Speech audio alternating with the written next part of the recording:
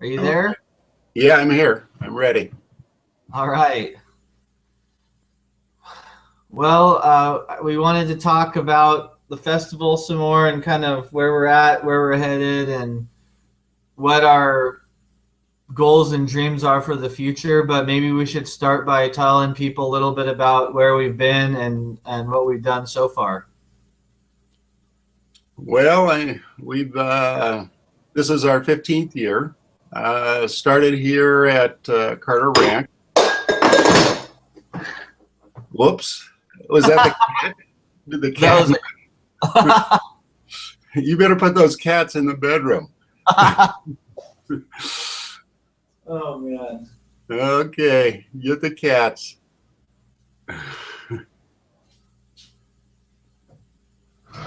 Okay, Adam's getting a towel, I think, to clean up the mess. That's the problem with house cats and dogs. Yep. All right, I'm back. Okay. I see a cat over there in the corner still. I know it wasn't him though. I think it was me. Okay. Well, you always blame it on the animals. You never take responsibility for anything else. All right. So we were talking about how we sort of started this whole thing, and it started 15 years ago out here at the ranch.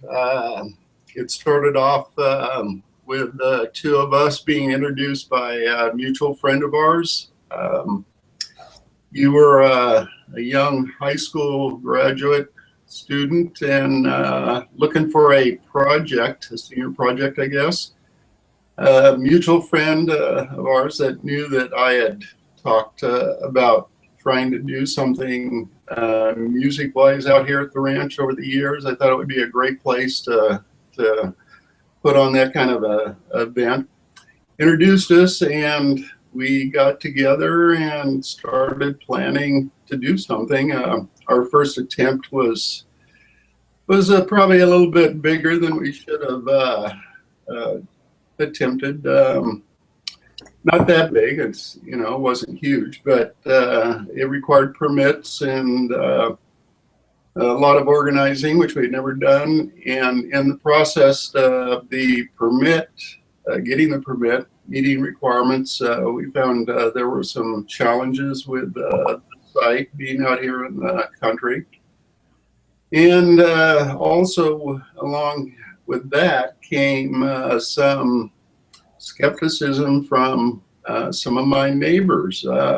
They kind of envisioned Woodstock, Carter Ranch being overwhelmed by 500,000 people, and they were a little bit on edge. So because of that mainly, I decided that I didn't want to go through with it because living with family and neighbors here year round, it wasn't worth creating a problem for a 2-day event. So we backed off, and you ended up. We brought a couple bands to the high school. You did a little music event there, and then the following year we thought, well, I want to do something out here, have some sort of live music. So we invited a few friends. You got a band or two to come out.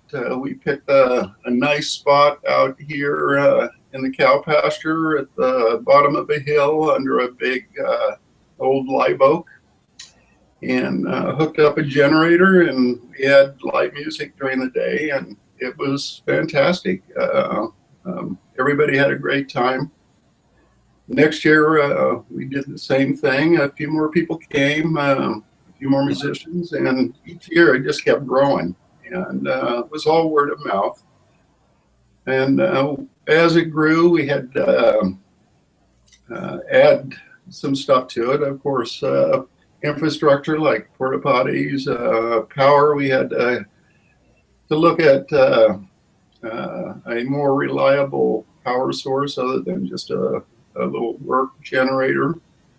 We ended up building a stage. under the oak, which is spectacular. This oak sort of wraps its branches around this stage, and especially with the groups that have played here, groups that have played in lots of different venues have always said that the oak stage was something that was very, very unique and special.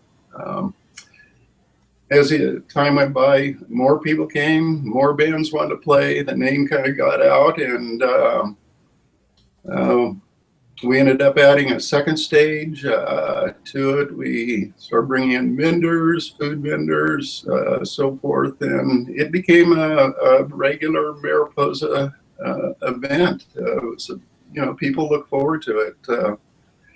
But the 12th year, I think it was 12th year or 11th year, we had the Karsten fire out here. Started in the Mid-Pines area and came up over the mountain into the ranch. And that happened about 5 days before the festival was supposed to start. We thought that for sure it wasn't going to happen, but luckily, with a big effort on the fire crew's part, they were able to contain the fire that crossed over the ridge, threatened the valley. And between them and the Mariposa County Sheriffs, they felt that the area was safe enough to hold the event.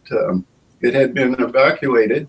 They moved everybody out of this area prior to that. I stayed trying to get ready for the festival. But on the morning of the festival, they opened Carter Road up to the ranch, and people came in, and it turned out to be one of the best, and a lot of good attendance. A lot of people came, and very successful.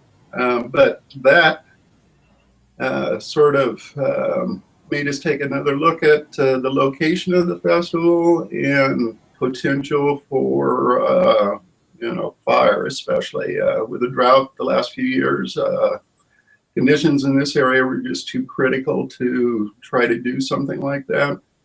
So we made the decision then to move it to the Mariposa County Fairgrounds, and it's been there the last 2 years. This will be the third year coming up if we go back down. Well, that's a great overview.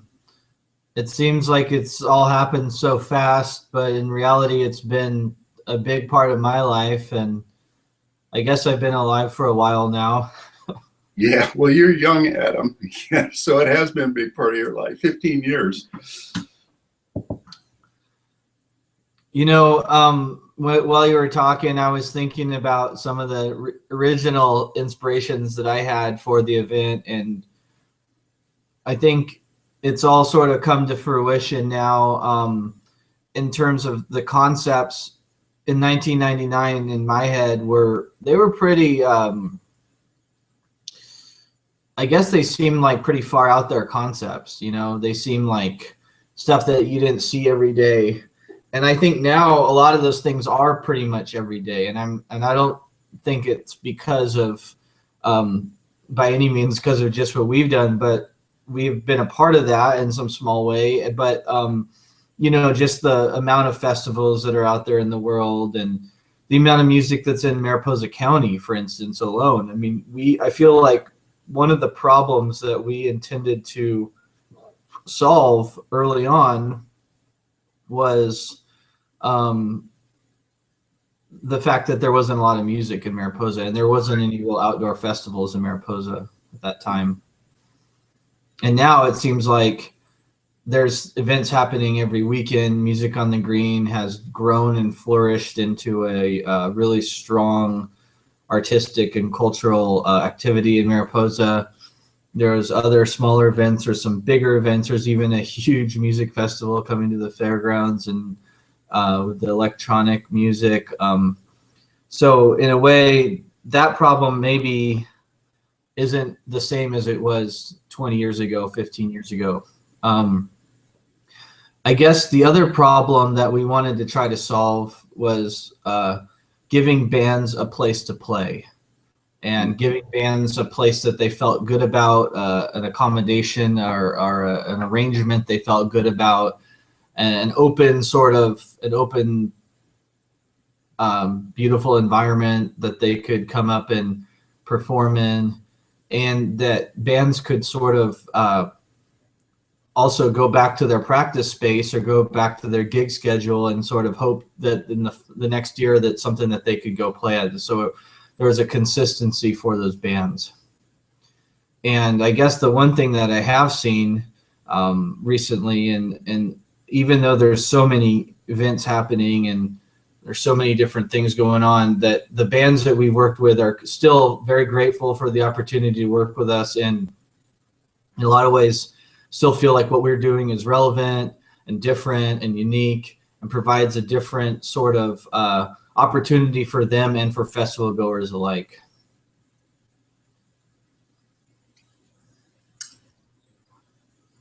And, you know, I think, well, what do you think about that? I mean, what are your observations about that? And then I guess we could talk about the future a little bit too. Well, I agree, like what you said with the bands coming here, and you know, we have some great local bands that's given them a chance to be on stage and show their stuff, local musicians. But you know, it's brought bands from out of the state, I mean, out of the county, from all parts of the state, Bay Area, Southern California. And I think that, you know, especially the bands that have come in here from outside have really kind of discovered that this particular area here in Mariposa, Yosemite, you know, is in general just a great venue. It's got a great feel to it. The people that came to the ranch, you know, it's not just the natural beauty here, but a lot of people just felt really good here. And I think the bands picked up on that, and so it's kind of put, you know, it's kind of given us, you know, some exposure to music from all over, different types of music that coming into this type of environment is a very special thing, and people want to come here not just to play, but to enjoy the area. Yeah, I think that the bands have been really gracious over the years, and like you said, there's a connection with the area. I also feel like a lot of the bands have, in so many words, told us that what we're doing is important and it's meaningful, and that they want to be a part of it. And, you know, maybe they play other gigs, they play big gigs, they play weddings, they play other venues, but they always have appreciated what we've done. And I feel now more than ever a sense of dedication to these bands. And, you know, we can't have all of them every year at the event. It's just, there's not enough. We've had close to 100 bands or more over the years, and we can't have them all every year. But the idea that we're providing something for them, and that hopefully someday we will provide something even bigger than what we already can provide for them, as an opportunity to play and demonstrate their viability and their art. You know, I think that's one thing that, looking at a lot of the events that are happening, yeah, the events they're happening all over, they're great. There's huge lineups and everything. But when you talk to the average band that is trying to make it in that environment, it's just as cutthroat as ever. It's just as difficult for them to get their name out there, to get recognized, to get a good quality record company contract or a touring contract. I think a lot of bands feel like it's, you know, they're putting in all this time and effort, and they're not seeing the kind of returns that maybe they could have seen in different times of musical touring heydays. I mean, like with festivals, you would think that would provide more opportunities for bands, more festivals, more opportunities for bands. And in some cases, I think that's true. But for a lot of bands, they're still playing the same types of gigs that they were 10 years ago, even though the amount of festivals has increased immensely in this country. And also maybe they're seeing that there's ever more, opportunities for venue owners and for these gigs to not provide them with some sort of fair compensation for their effort. I mean, there's this thing that floats around on Facebook where it talks about like craftsmen and hourly wages, what you would pay someone to come to your house for 30 for a couple hours to fix something, $20, $15, $20, $30 an hour. And a band with 4 or 5 members, if they play a 3-hour bar gig, they're lucky to get a couple $100, which amounts to for 2 or 3 hours of playing music, it amounts to less than $20 an hour per person, right? So that would be somewhat equitable, I guess, if that's what they were paid. But a lot of times bands are getting paid, somewhere around $100 for a night of music, and it just doesn't cover their bills, especially if they're traveling, long distances. And when I talk to bands that have played over the years, they've always kind of talked about good venues that are sort of homespun feel, that have people that are involved within it that aren't just trying to make as much money as possible, as quickly as possible, that are trying to do something good and meaningful. Maybe they're even cooking food for the bands. It's this community homespun kind of feel that bands are drawn to. And then with good bands being attracted to it also comes people, and people want to go to an event or a place where they associate quality music with that event or place. And that's what we've always tried to do. But we've also found that it's not that simple of just putting together a great lineup and that people will come. We've had some difficulties in attracting new people. And so we're trying to find ways to revision parts of our branding and the methodology of our advertising, but also just re-envisioning, what we're trying to accomplish with the event.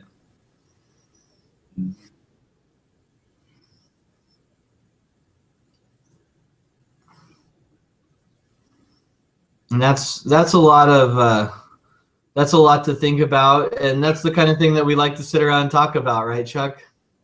Yeah, we talk a lot every year after the festivals, and kind of figure out what we can do to make it better, and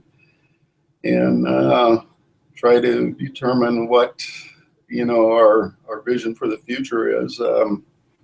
We've just sort of, over the years, it was something that we just did every summer, and the people that came, fine, and it was just kind of a happening thing. But we've been finding the last few years, that even though it's a nonprofit and we're not looking to make any big bucks, just enough to keep the festival going and pay the bills that we have to pay to keep the lights and power and stuff like that on, there is a certain financial thing that we have to consider, and both of us haven't really been concerned about that or focused on that. But I think we're kind of forced to look at that just to make sure that the money that keeps coming out of our personal bank accounts for this doesn't keep increasing.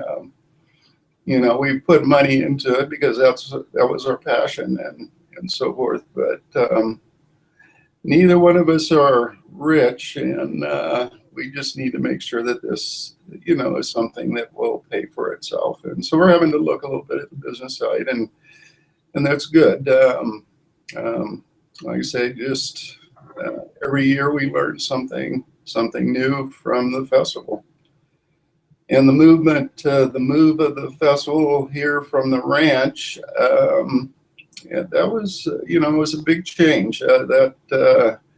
Taking it to a new venue. And the fairgrounds is a spectacular spot. It's one of the best fairgrounds around for special events. But the ranch situation out here did make it pretty unique. Being out in the country, kind of a roughing it idea, walking around the fields with gopher holes and cow patties.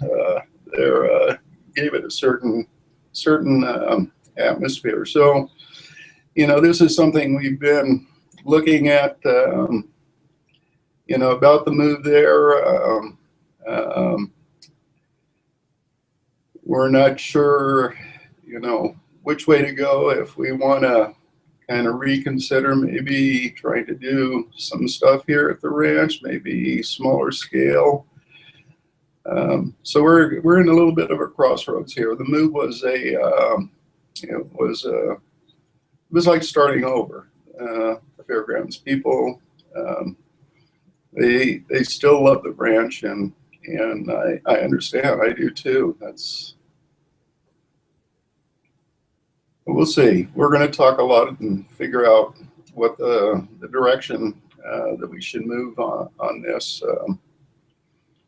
Well, to some extent, it's not really in our control, in the sense that we have other agencies that we're working with, and we have to abide by the concerns and the sort of community,